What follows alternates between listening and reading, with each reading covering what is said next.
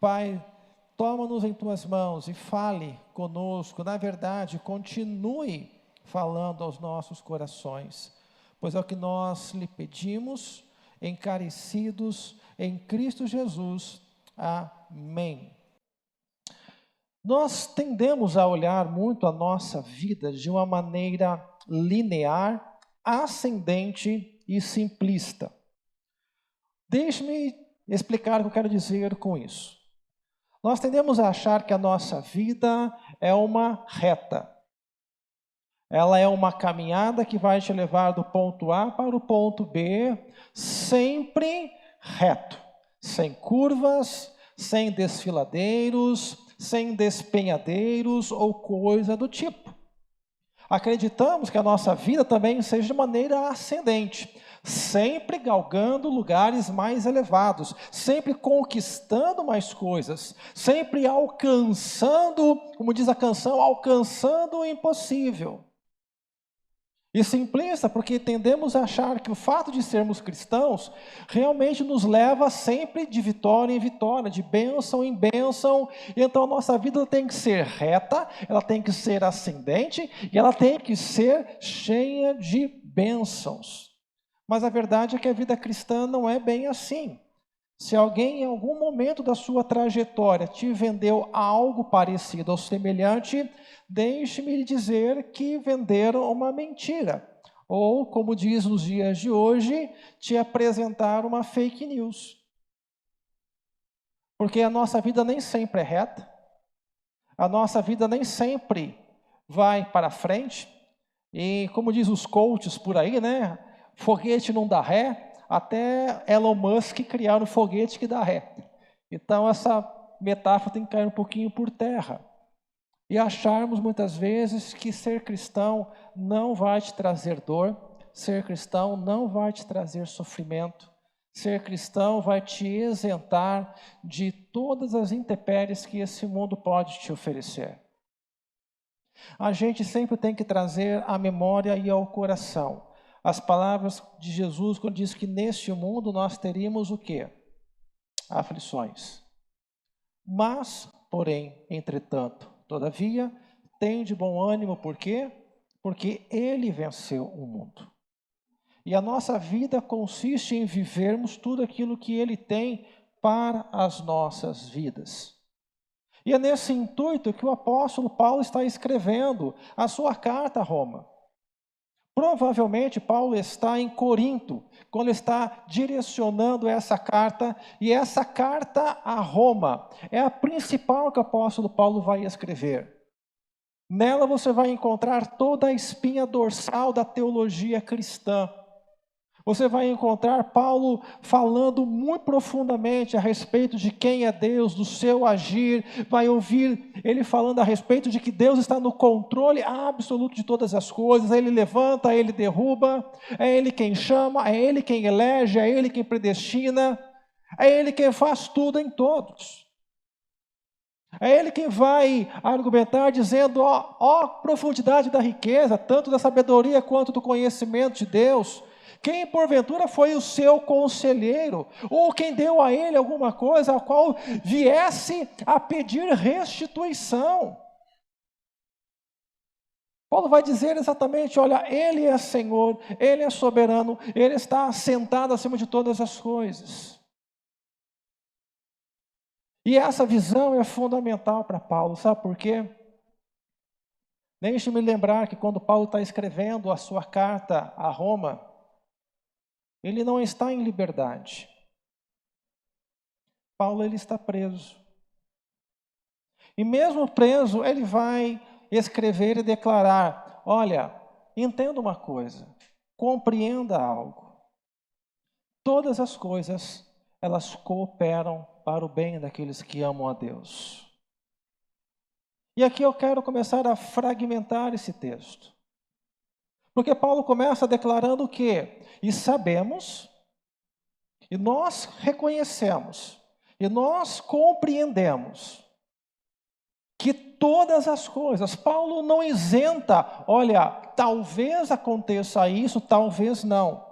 Pode ser que algo venha a se concretizar ou não. Pode ser que essa coisa ruim não seja necessariamente de Deus, ou da parte de Deus, ou pela permissão de Deus. Pode ser que aquela bênção que você recebeu não seja necessariamente do Senhor.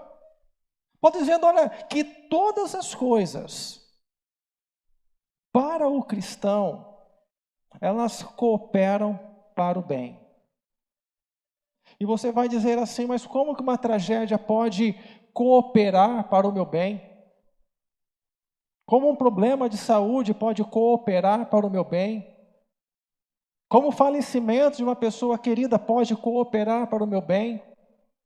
Como o fechamento da minha empresa pode cooperar para o meu bem? Tudo é uma questão de perspectiva quando você coloca ou não Deus na centralidade da sua vida. Porque algumas tragédias, algumas situações são meios, formas, ao qual muitas das vezes Deus é reconhecido, Deus é engrandecido, Deus é louvado, Deus é exaltado. Talvez você olhe em 1 Reis, capítulo 4, verso 1 a 7, e veja, olha, a Bíblia relata uma viúva que está passando escassez. Ela está passando por uma tragédia, porque os cobradores, em vista do seu esposo ter morrido, estão querendo levar agora os seus filhos. Como que isso pode ser bom? Como que isso pode cooperar para o meu bem? Mas acontece que mesmo meio aquela angústia e aquela situação trágica, Deus envia um homem de Deus. Deus faz com que o azeite ali não termine enquanto todas as botijas não estiverem cheias. E ela viu então o milagre acontecer. Ela viu a provisão de Deus acontecer em meio à tragédia. Talvez você olhe para a mulher em Sunem, 1 Reis capítulo 4, do verso 8 a 36, quando ela não tem um filho, e aí Eliseu fica constrangido pela hospitalidade e declara então que ela terá daqui a um ano um filho. E ela tem um filho. E aí, passado alguns anos, aquela criança tem uma forte dor de cabeça e ela vem a óbito. Você pode dizer como que uma tragédia dessa pode cooperar para o bem de alguém? Acontece que aquela mulher vai até Eliseu, e Eliseu vai de volta à casa daquela mulher, e ela vai presenciar a ressurreição do seu filho. Talvez você ache ou acredite, por exemplo, que a vida de Naamã é uma verdadeira tragédia.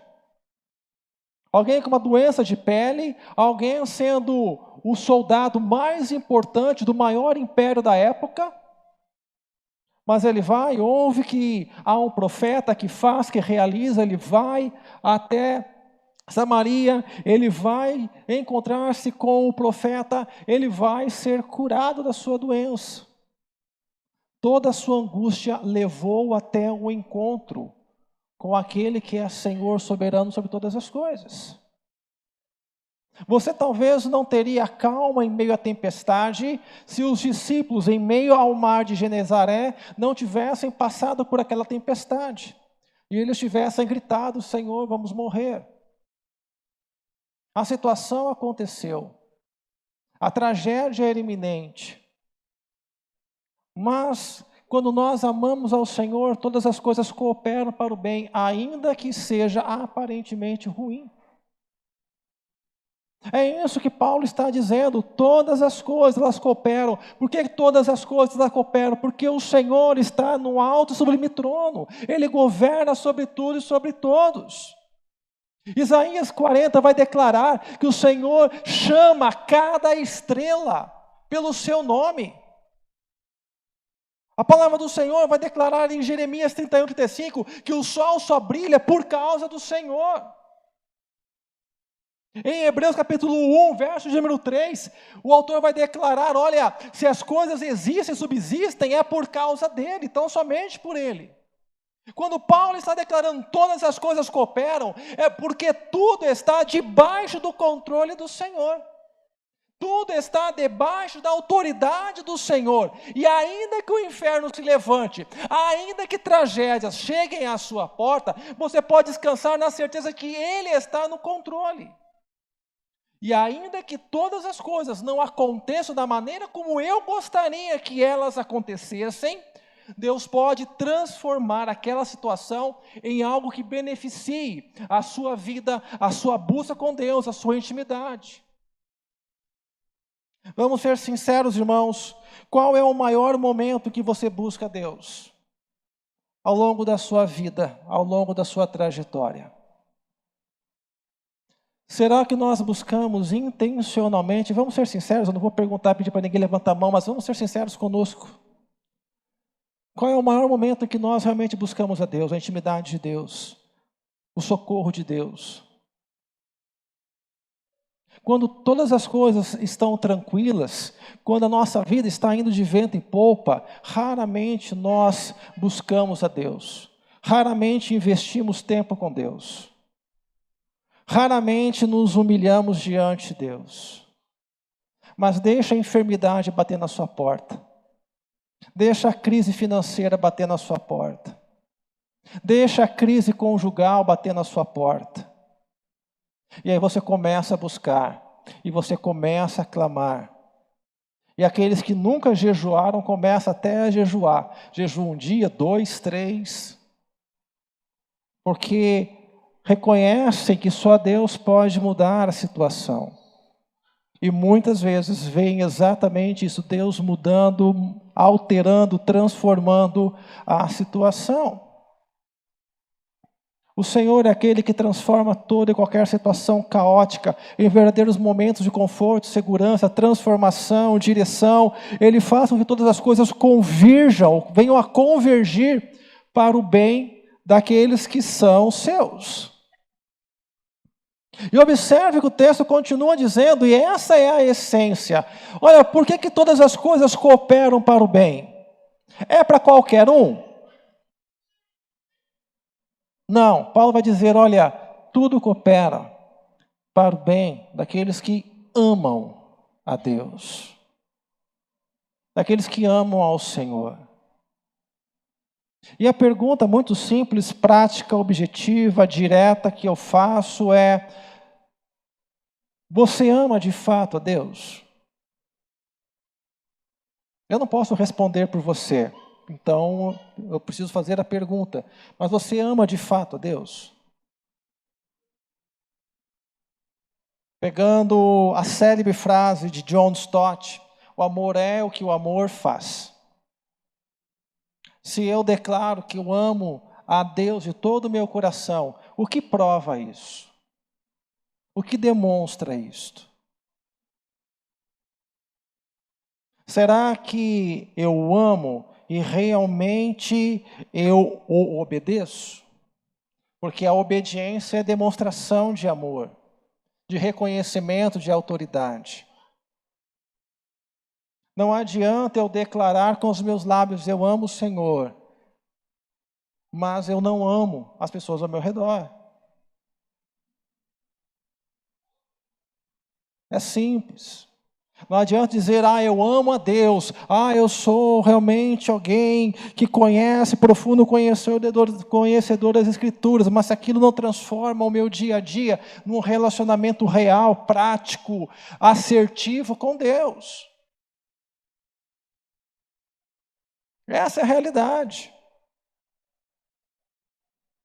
Paulo ele está preso, Paulo está escrevendo cartas, ele está sendo locomovido de lugares para lugares diferentes, sempre na companhia de alguns soldados. Mas isso jamais o impediu de demonstrar o seu amor, a sua afeição, realmente a sua obediência ao Senhor. Porque Paulo vai chegar em Roma, e ele vai ser então julgado, vai ser sentenciado, vai perder literalmente a sua cabeça. Mas o seu amor por Deus não o impediu de, a cada momento a qual o Senhor lhe concedeu, de ser um instrumento de bênção, de ser um instrumento de anunciação da grandeza de Deus. Quando você lê as cartas do apóstolo Paulo, você vai ver quantas pessoas foram abençoadas pelas suas cartas. Você e eu somos provas disso. Quanto nós não somos abençoados por aquilo que o apóstolo Paulo deixou. Paulo está dizendo, olha, todas as coisas elas cooperam para o bem, porque Deus está no controle. Porque os seus planos se executarão, você querendo ou não. Ele está a dirigir a história. Eu sei que no tempo que nós estamos vivendo, nós estamos aí com medo de tantas coisas. Medo de uma futura guerra. Nessa semana lá, o norte-coreano lá lançou um míssil que poderia ter atingido o Japão. Todo mundo já ficou em alerta. Lá vem a Terceira Guerra Mundial. Todo mundo já ficou, vamos morrer. O mundo está com medo. O que vai acontecer? Governos que estão se levantando. Queria deixar eu dizer uma coisa para você. Você que é conhecedor das Escrituras Sagradas, você então pode descansar o seu coração, porque o que tiver a acontecer, vai acontecer. O que eu quero dizer com isso? Jesus prometeu que voltaria e Ele vai voltar. Jesus falou a respeito dos sinais que antecederiam a sua volta. E o que está acontecendo nada mais é daquilo que Jesus deixou claro. Não é nenhuma novidade. Pessoas blasfemas, insolentes, desobedientes, pessoas amantes de si mesma, hedonistas, pessoas que, enfim, guerras, rumores de guerras, pestes e tantas outras coisas, já está na Bíblia. Como diria o grande pregador e evangelista Billy Graham, a Bíblia é mais atual que o jornal de amanhã.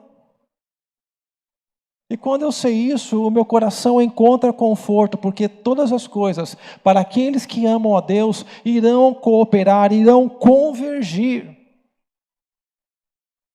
E quando Deus está falando a respeito de que amam, ou daqueles que amam a Deus, é bom você lembrar que Deus é aquele que cuida dos seus. Vocês lembram como que Deus cuidou do povo no deserto? Faltou algum dia mantimento no deserto? O dia que reclamaram do menu, do cardápio. Porque queremos carne. Deus simplesmente fez 30 dias ali, literalmente ali chover carne. Chover codornizes, a ponto de eles não quererem saber de carne tão cedo. Deus fez água sair de rocha. Deus permitia que uma nuvem de fogo conduzisse eles durante a noite para que animais peçonhentos ou animais selvagens não atacassem o povo.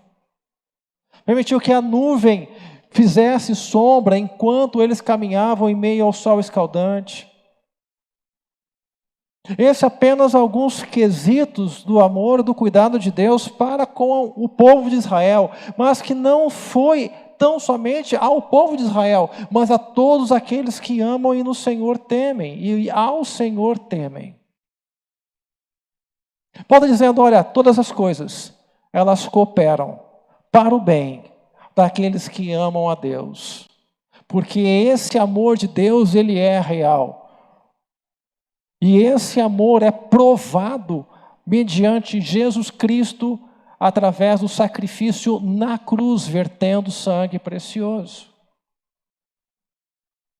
Em outras palavras, aquilo que Paulo, em Romanos capítulo 5, verso 8, vai declarar, mas Deus, ele prova o seu amor para conosco, em que Cristo morreu por nós, sendo nós ainda o quê? Pecadores. Tudo coopera, porque Deus de fato não é amor de palavra, mas Ele é amor em ação. Ele é o Deus que pode mudar e transformar toda a realidade, toda a circunstância.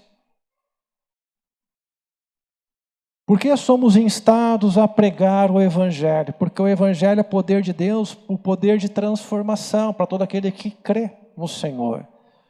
Capaz de transformar alguém em uma sarjeta, em alguém de sucesso. Ah, isso acontece? Acontece. Que transforma homens e mulheres, muitas vezes sem rumo e sem destino, em homens e mulheres que realmente mudam a sua realidade, transformam a sua realidade. E impactam não apenas a sua geração. A vantagem do cristão é que quando ele padece, o seu legado não fica apenas naquele momento histórico. Quer ver um exemplo bíblico? E eu posso depois até citar algum exemplo de outros meios, mas apenas pegando o exemplo bíblico. Você já reparou por que o autor da carta aos Hebreus fala que Abel, ainda morto, fala? Você já parou para pensar? Como que alguém morto fala?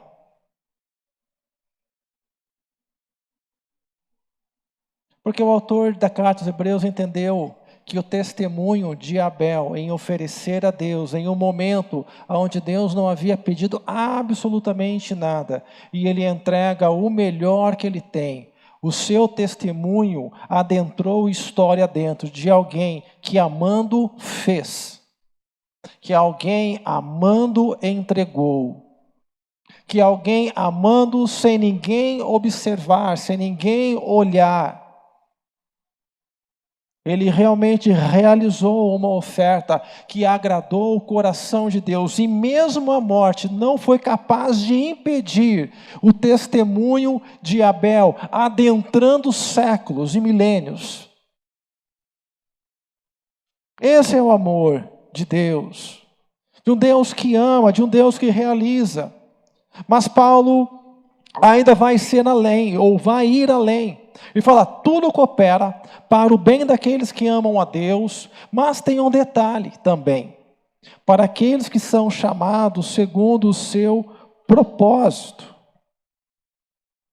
Eu ouvi alguém certa feita dizendo nesses últimos dias sobre o lugar mais seguro do mundo. Nós temos ao longo da história alguns bunkers, não é? Aqueles lugares construídos que se houver uma guerra nuclear, então aqueles lugares há de proteger as pessoas que ali se encontrarem.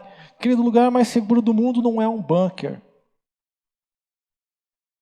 O lugar mais seguro do mundo ao qual você e eu podemos estar é dentro do propósito de Deus. Porque no propósito de Deus, Deus estará à frente, Deus estará abrindo os caminhos, Ele estará abrindo as portas. Quando nós estamos dentro do centro da vontade de Deus, Ele vai agindo, Ele vai atuando, Ele vai operando. Mas quando eu estou no centro da minha vontade, Deus não tem obrigação nenhuma de te abençoar, de me abençoar. Quando eu estou agindo segundo a minha própria vontade, meu querer, Deus não tem nenhuma responsabilidade em dizer, ele está indo por outro caminho, deixa-me abençoá-lo. Vamos lembrar do nosso amigo Jonas. Jonas tinha todas as razões de não querer ir para Nínive. Vamos ser sinceros, e talvez se a gente malha Jonas, mas se nós estivéssemos no lugar de Jonas, provavelmente nós teríamos feito a mesma coisa. Por quê? Porque se você ler o livro de Jonas, se você ler os profetas menores, se você entender o contexto, você vai ver que os assírios eles eram cruéis e foram cruéis com o povo judeu. Eles, por diversão, rasgavam o ventre da mulher. E tamanha outras atrocidades. Se você era um judeu, sabendo que o seu povo estava passando por isso, e recebesse o convite de Deus e dizer, olha, você vai lá e prega, provavelmente você e eu teríamos feito a mesma coisa. Senhor, eu vou para lá. Eu quero que eles morram. Pastor, é pecado dizer que alguém morra. Querido, eu te convido você a ler os Salmos. Por quê? Porque o sentimento, ele vem. E sentimento não tem certo ou errado. O problema é o que você faz em relação a esses sentimentos. Não entendeu? Deixa eu clicar a tecla SAP. Irai-vos, mas não.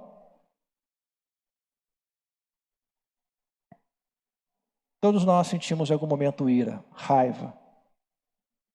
Mas Jesus vai dizer o quê? Irai-vos, mas não pequeis. Não se ponha o sol sobre a vossa ira. Aquele sentimento de Jonas era, na nossa concepção, legítimo. Mas havia uma ordem, e aqui entramos em conflito. Quando a ordem de Deus, a vontade de Deus é contrária à nossa vontade, ao nosso querer. E aí o que nós fazemos? Você acha que quando depois de Jonas ter parado lá na barriga do grande peixe, ficado 3 dias lá, ser vomitado, olha que coisa linda, foi ali vomitado. Ele vai agora para Nínive. Você acha que Jonas pregou com amor, com zelo, né, com ardor pelo Senhor? Ele pregou em obediência. E ele vai pregar, e a pregação sem vontade de Jonas vai converter toda a cidade. E Jonas vai para um lugar alto, vai sentar, ele vai ficar esperando Deus destruir tudo. Aí ele vê que Deus não vai destruir, ele fica frustrado. Deus faz ali uma boboreira crescer, algo para ele poder descansar. E ele fica feliz com aquilo. Aí depois Deus mata aquela planta, aí ele fica irado de novo. Mas por que eu estou dizendo isso? Deus tinha propósito, ainda que Jonas não quisesse. Deus tinha planos de salvar Nínive. E quando nós estamos na vontade de Deus, mas o meu sentimento, o meu coração, é necessário que a gente ore para que o nosso sentimento se alinhe com a vontade e o querer de Deus, porque muitas vezes o nosso sentimento é completamente contrário.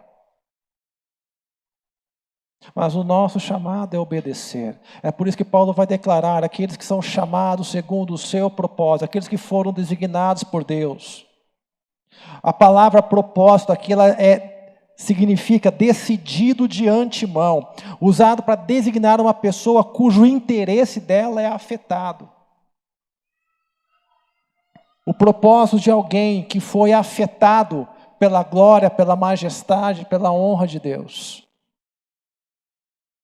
E porque isso acontece, ela então passa a viver totalmente debaixo, dependente daquele que é o Senhor, daquele que é o Salvador.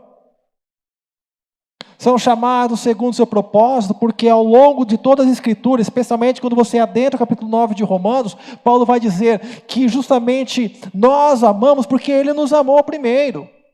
Ele nos escolheu, Ele nos chamou. Queridos, nós temos a perspectiva de acreditar que a nossa salvação foi obra totalmente nossa. Eu não sei de onde as pessoas tiram isso. A salvação não foi obra nossa. Se você conheceu da graça de Deus, foi que Deus teve misericórdia e permitiu que o Espírito Santo nos convencesse do pecado, da justiça e do juízo de Deus. Se não fosse o Senhor, nós continuaríamos até hoje presos nos nossos pecados e delitos, mas nós não reconhecemos isso. Nós não reconhecemos que Ele fez tudo. Ele nos chamou, Ele nos amou, Ele nos elegeu antes da fundação do mundo. Concluindo, Deus sabe que nós passamos por lutas e dificuldades. Deus sabe que nós passamos por problemas. Deus sabe que nós passamos por dificuldades. Deus sabe que nós passamos por lutas e dificuldades. Deus sabe que nós passamos por lutas e dificuldades. Deus sabe que nós passamos por dificuldades. Deus sabe que nós passamos por lutas e dificuldades. Deus sabe que nós passamos por problemas. Deus sabe que nós passamos por Deus sabe que nós, ao longo da vida, muitas vezes sofremos alguns reveses na nossa perspectiva humana.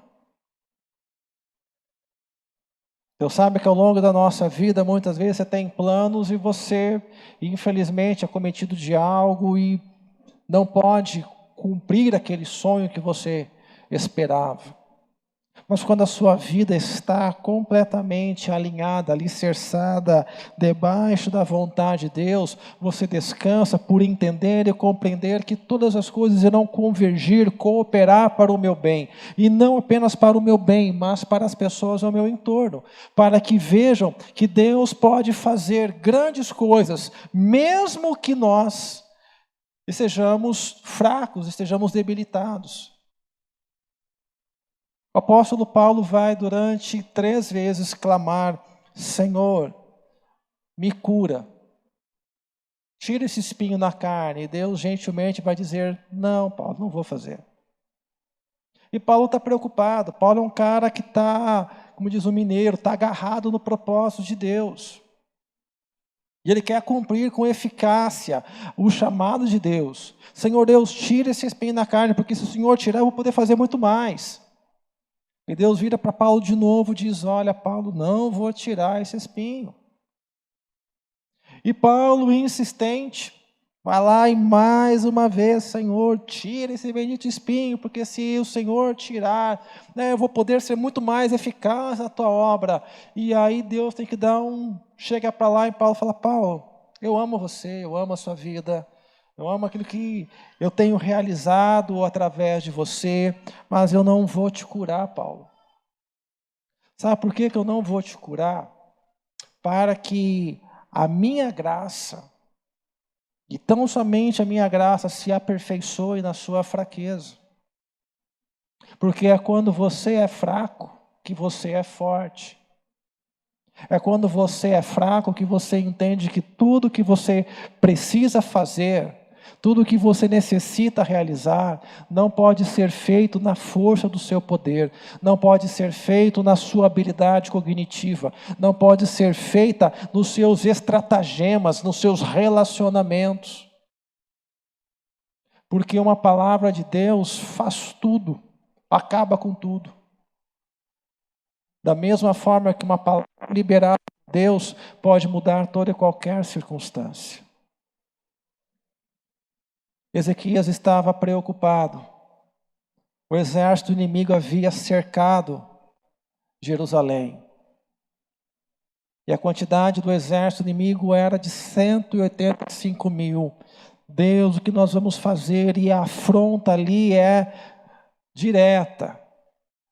O rei manda ali mensageiros falarem em aramaico para que todo o povo ouvisse e tivesse medo, tivesse temor, tivesse pavor. Ezequias vai, chama o profeta e eles começam a orar e Deus fala: olha, fica tranquilo, essa batalha é minha, só aguarda. E aí Deus chega lá. A Bíblia não fala qual que é o nome do anjo, se é Miguel, se é Gabriel, qual é o que foi designado. Ela só fala que Deus mandou um único anjo. Nós temos do lado do ringue 185 mil homens armados até os dentes, e Deus manda um anjo. E esse um anjo mata 185 mil soldados. É Deus dizendo para Israel, para o rei: eu faço, eu dirijo, eu controlo, eu sou o Senhor e não há ninguém acima de mim. Eu sou Deus que traz à existência o que não existe. Eu sou o Senhor sobre tudo e sobre todos. Eu sou o Senhor sobre Cidrolândia, eu sou o Senhor sobre Mato Grosso do Sul, sobre o Brasil, sobre as nações. Eu sou o Senhor. E o meu chamado para você e para mim é: descanse em mim, porque todas as coisas, elas cooperam para o bem daquelas que amam, ou daqueles que amam ao Senhor, daqueles que foram chamados segundo a sua vontade, chamados segundo o seu querer.